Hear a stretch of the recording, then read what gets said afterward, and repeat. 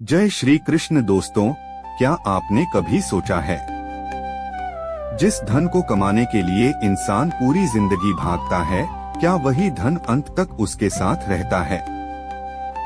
आज इंसान के पास पैसा है, गाड़ी है, बड़ा घर है, लेकिन फिर भी उसके मन में शांति क्यों नहीं है।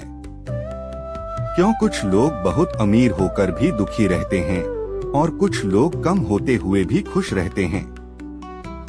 महाभारत में जब अर्जुन ने यही प्रश्न भगवान श्री कृष्ण से पूछा तो श्री कृष्ण ने बताया, हर धन टिकता नहीं। कुछ धन समय के साथ मिट जाते हैं, लेकिन कुछ धन ऐसे होते हैं जो मृत्यु के बाद भी मनुष्य के साथ रहते हैं।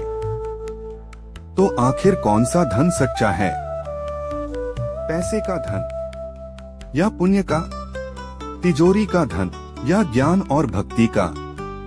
इस वीडियो में श्री कृष्ण के दिव्य शब्द आपको बताएंगे कौन सा धन जीवन को सुख देता है और कौन सा धन केवल चिंता और अहंकार बढ़ाता है। वीडियो को अंत तक जरूर देखिए, क्योंकि आखिर में श्री कृष्ण एक ऐसी बात बताते हैं जो आपकी सोच और जीवन दोनों बदल सकती है। अगर श्री कृष्ण के विचार आपके हृदय को छू जाएं, तो वीडियो को लाइक करें, कमेंट में राधे राधे लिखना न भूलें और ऐसे ही प्रेरणादायक विचारों के लिए चैनल को सब्सक्राइब जरूर करें। जब अर्जुन ने भगवान श्री कृष्ण से पूछा, हे माधव, संसार में मनुष्य धन के पीछे इतना क्यों भागता है और कौन सा धन वास्तव में टिकता है, तब श्री कृष्ण मुस्कुराए और बोले, हे पार्थ, संसार का हर मनुष्य धन चाहता है, परंतु वह यह नहीं समझता कि हर धन स्थायी नहीं होता। कुछ धन समय के साथ नष्ट हो जाते हैं और कुछ धन जन्म जन्मांतर तक साथ रहते हैं। श्री कृष्ण बोले, जो धन केवल तिजोरी में रखा हो वह समय आने पर समाप्त हो जाता है। जो धन अहंकार बढ़ाए वह विनाश का कारण बनता है। जो धन केवल शरीर के सुख के लिए हो वह शरीर के साथ ही मिट जाता है, परंतु जो धन आत्मा को समृद्ध करे वही सच्चा और टिकाऊ धन है। नंबर 1, भौतिक धन टिकाऊ नहीं होता। श्री कृष्ण ने कहा, हे अर्जुन, सोना, चांदी, महल, जमीन और वैभव ये सब क्षणभंगुर हैं। आज हैं, कल नहीं। समय इतना शक्तिशाली है कि राजा को रंक और रंक को राजा बना देता है। मनुष्य सोचता है कि उसके पास जितना अधिक पैसा होगा वह उतना सुरक्षित रहेगा, लेकिन इतिहास गवाह है कि बड़े बड़े साम्राज्य मिट गए। जिनके पास अपार धन था वे भी खाली हाथ संसार छोड़कर चले गए। मनुष्य जन्म लेते समय भी खाली हाथ आता है और मृत्यु के समय भी खाली हाथ जाता है। इसलिए केवल धन इकट्ठा करना बुद्धिमानी नहीं है। यदि धन धर्म के बिना है तो वह मनुष्य को लोभी और कठोर बना देता है। नंबर 2, ज्ञान का धन सबसे स्थायी है। फिर श्री कृष्ण बोले, हे पार्थ, संसार में यदि कोई धन कभी चोरी नहीं हो सकता तो वह ज्ञान का धन है। विद्या ऐसा खजाना है जिसे न आग जला सकती है, न जल बहा सकता है और न कोई चोर चुरा सकता है।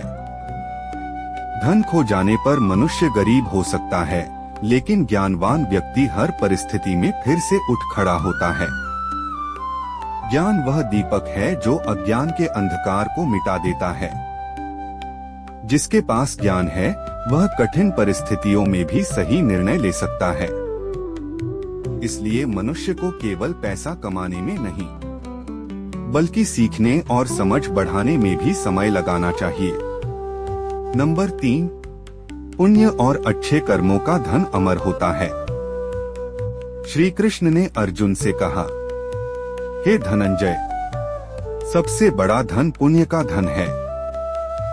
मनुष्य अपने साथ न सोना ले जा सकता है, न संपत्ति, लेकिन उसके कर्म उसके साथ अवश्य जाते हैं। जो व्यक्ति दूसरों की सहायता करता है, सत्य बोलता है, दया रखता है और धर्म के मार्ग पर चलता है, उसका पुण्य कभी नष्ट नहीं होता। कई लोग धनवान होते हुए भी दुखी रहते हैं क्योंकि उनके पास शांति नहीं होती, और कई गरीब लोग भी प्रसन्न रहते हैं क्योंकि उनके पास संतोष और अच्छे कर्मों का धन होता है। अच्छे कर्मों से कमाया गया सम्मान ही मनुष्य की सबसे बड़ी संपत्ति है। नंबर 4, संबंधों का धन भी अनमोल है। श्री कृष्ण बोले, हे अर्जुन, जो मनुष्य केवल धन कमाने में लगा रहता है और अपने संबंधों को भूल जाता है, वह अंत में अकेला रह जाता है। माता पिता का प्रेम, मित्रों का विश्वास, गुरु का आशीर्वाद और परिवार का साथ, ये ऐसे धन हैं जिन्हें पैसे से नहीं खरीदा जा सकता। जब जीवन में कठिन समय आता है, तब बैंक की तिजोरी नहीं बल्कि अपने लोग साथ खड़े होते हैं। इसलिए संबंधों को संभालना भी एक प्रकार की सबसे बड़ी संपत्ति है। नंबर 5, संतोष सबसे बड़ा धन है। फिर श्री कृष्ण ने कहा, जिस मनुष्य के पास संतोष है वही वास्तव में सबसे धनी है।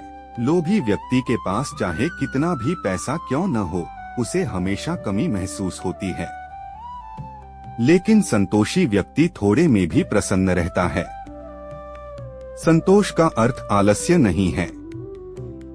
इसका अर्थ है मेहनत करो लेकिन लालच मत करो, क्योंकि लालच मनुष्य को कभी शांत नहीं रहने देता।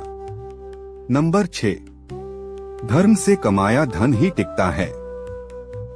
श्री कृष्ण ने अर्जुन को समझाया, हे पार्थ, जो धन छल, कपट और अधर्म से कमाया जाता है वह कुछ समय के लिए सुख दे सकता है, परंतु अंत में दुख का कारण बनता है।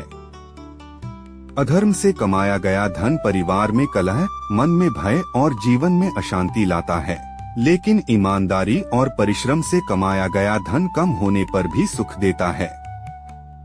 धर्म से अर्जित धन लक्ष्मी बनकर रहता है और अधर्म से कमाया धन विनाश बनकर आता है। नंबर 7, भक्ति का धन सबसे महान है। अंत में श्री कृष्ण बोले, हे अर्जुन, सबसे बड़ा और अमर धन मेरी भक्ति है। जिस मनुष्य के हृदय में भगवान के प्रति प्रेम, श्रद्धा और विश्वास होता है, वह जीवन के हर दुख को पार कर लेता है। भक्ति मन को शांति देती है, भय को दूर करती है और आत्मा को आनंद देती है। संसार का धन मृत्यु के साथ समाप्त हो जाता है, लेकिन भक्ति का धन आत्मा के साथ चलता है। अंत में श्री कृष्ण ने अर्जुन से कहा, हे पार्थ, धन कमाना गलत नहीं है, परंतु धन को ही जीवन का लक्ष्य बना लेना सबसे बड़ी भूल है। ऐसा धन कमाओ जो केवल तिजोरी न भरे, बल्कि हृदय, आत्मा और समाज को भी समृद्ध करे, क्योंकि संसार में वही धन टिकता है जो धर्म, ज्ञान, संतोष, प्रेम और भक्ति से जुड़ा हो।